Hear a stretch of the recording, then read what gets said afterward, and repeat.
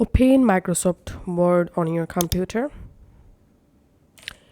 Let's create a new blank document.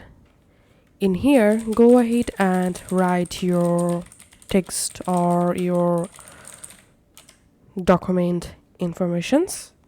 And now to save these into a PDF file, all you have to need, click on File. In here, select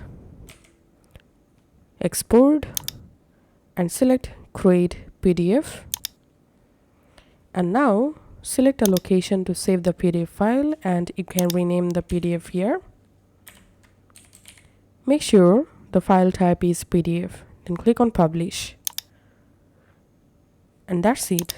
Now I'm opening my File Explorer, going to the folder, and here we can see my PDF created. So that's how you can actually make a PDF using Microsoft Word document.